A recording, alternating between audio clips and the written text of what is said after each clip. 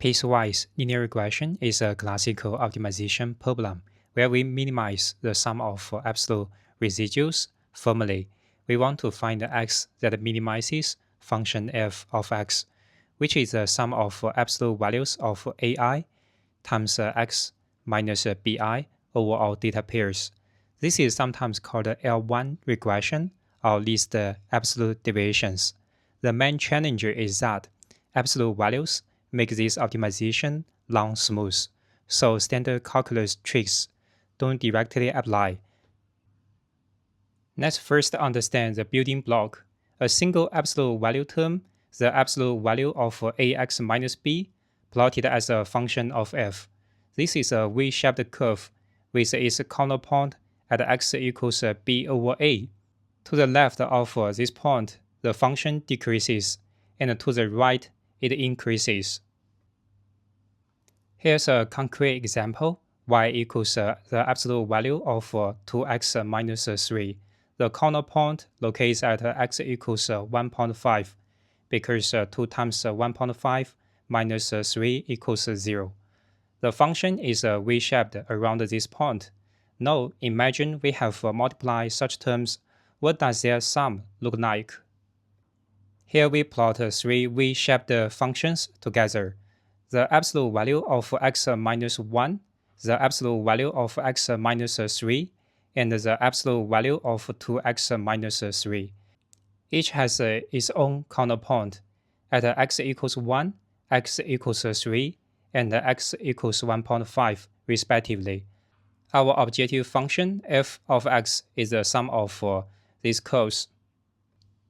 When we add the 3 V-shaped functions together, the result is a piecewise linear function made of 3 line segments joined at the counterpoints of each individual term.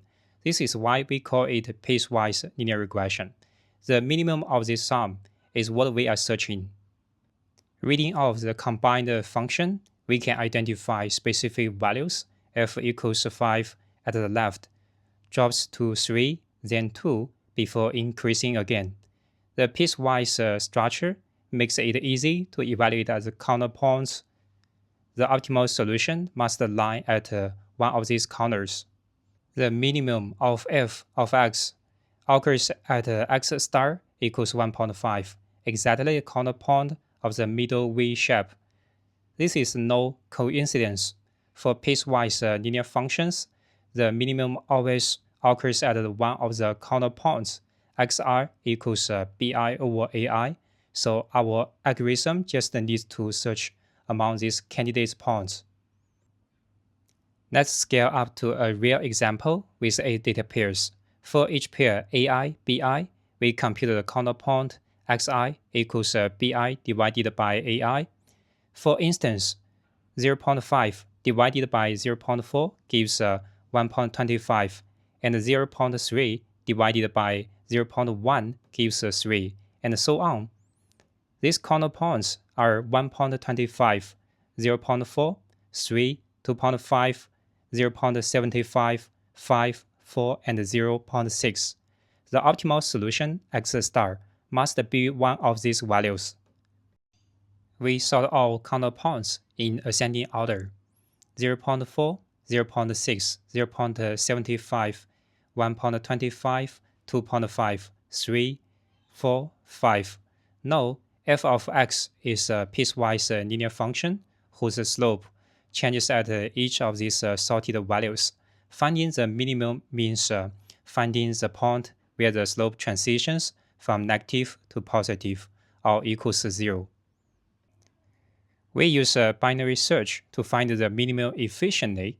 We compute k equals a floor of n over 2, which is 4 in the case of n equals 8.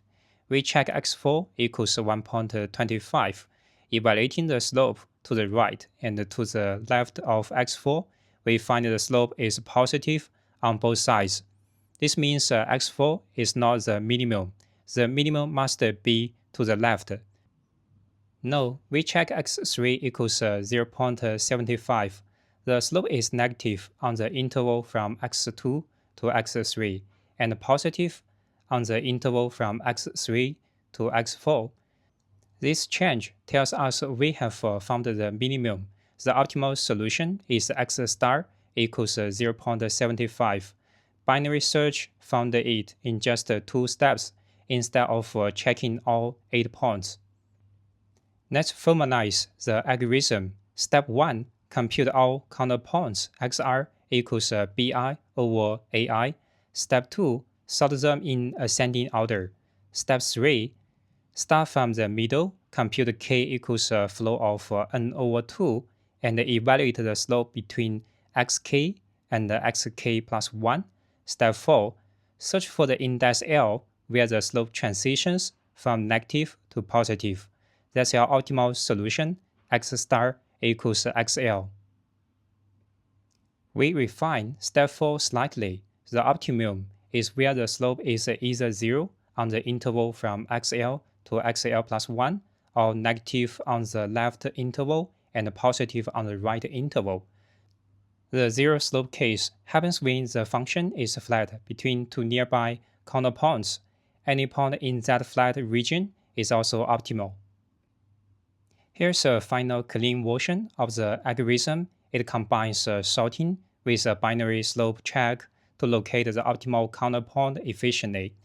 The time complexity is nonlinear, dominated by the sorting step, making this method highly scalable even for large data sets. There's an alternative, more general approach. We formulate the problem as a linear programming. We introduce auxiliary variables t1 through tn, one for each absolute value term, and minimize their sum subject to the constraint that negative ti is less than or equal to aix minus bi, which is less than or equal to ti. This constraint is equivalent to ti being greater than or equal to the absolute value of aix minus bi. The result is a standard linear programming problem. Here's how to implement this linear programming in Python using CVXPY, a powerful convex optimization library. We define x as a scalar variable and t as an n-dimensional variable. The objective is to minimize the sum of t. The constraints infer that t bounds the residual from above and below. Calling the solver gives us optimal x in just a few lines of code.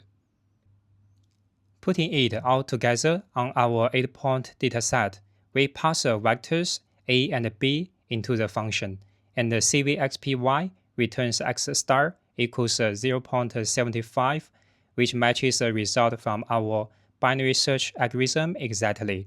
Both approaches confirm the same optimal solution, giving us confidence in the answer.